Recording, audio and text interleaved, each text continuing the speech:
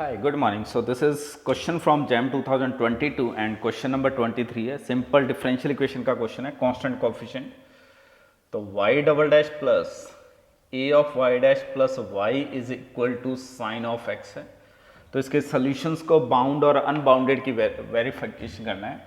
तो इसका जो जनरल सॉल्यूशन आएगा y(x) is equal to complementary functions plus particular integral ypx, और यहाँ जो ypx आप फाइंड करते हो that is a sine of x upon this is a D square plus a of D plus 1, ये आ जाएगा which is the same as sine of x, और डी स्क्वेयर की जगह -1 रिप्लेस करोगे तो a of d which is a 1/a time cos of x और minus sine.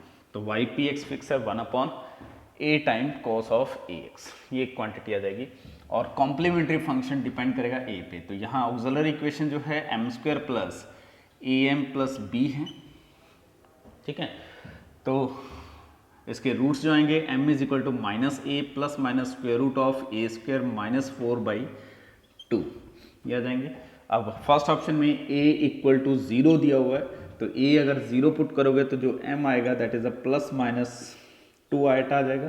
तो आपके पास जो जनरल सॉल्यूशन yx आ जाएगा वो आपके पास c1 cos of 2x plus c2 sine of 2x, और पर्टिकुलर इंटीग्रल आपके पास आ गया a इक्वल टू 0 है। तो a इक्वल टू 0 रखोगे तो यहाँ से ये सॉल्व नहीं होगा, तो a इक्वल टू 0 के लिए अलग से सॉल्व करना होगा। तो ypx, तो this should be a not equal to 0, तो ypx जो आएगा वो आ जाएगा sine of x upon D square plus 1, D square की जगह -1 रख रहे हैं तो 0, तो वो कैसे सॉल्व करते हैं, this is x sine of x upon 2d, और अगेन इंटीग्रल करोगे तो which is x/2 cos of x minus sign.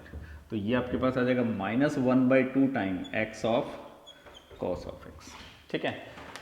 अब फर्स्ट ऑप्शन कह रहा है कि all the solutions are unbounded over r।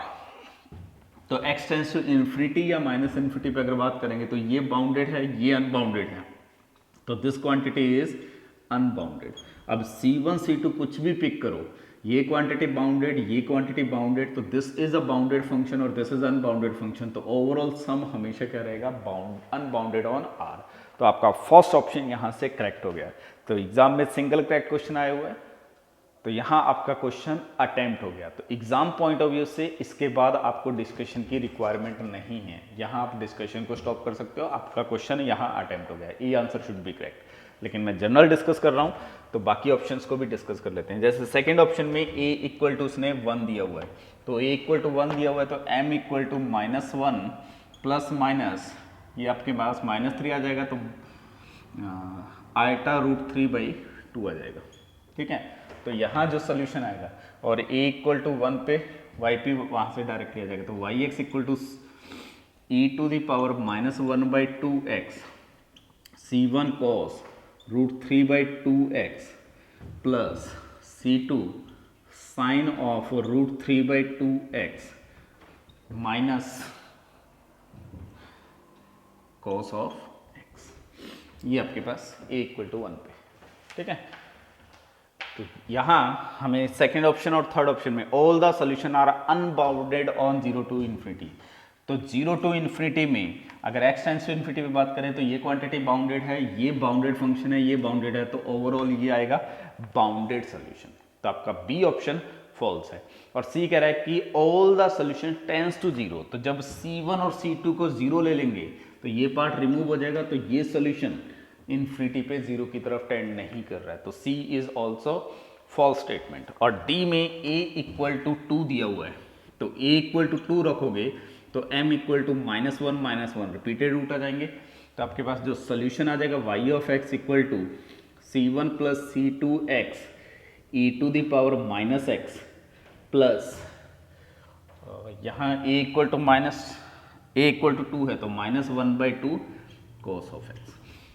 तो यहाँ D में कह रहा है कि all the solution are bounded on 0 -infinity 0, तो x टेंस टू -इन्फिनिटी पे e⁻⁻x कहाँ जाएगा, इन्फिनिटी पे, तो एक अनबाउंडेड सोल्यूशन मिल जाएगा। तो D ऑप्शन ऑल्सो फॉल्स। तो final answer should be A answer, ठीक है।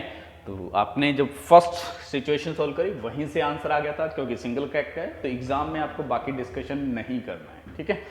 तो यहाँ A should be the correct option.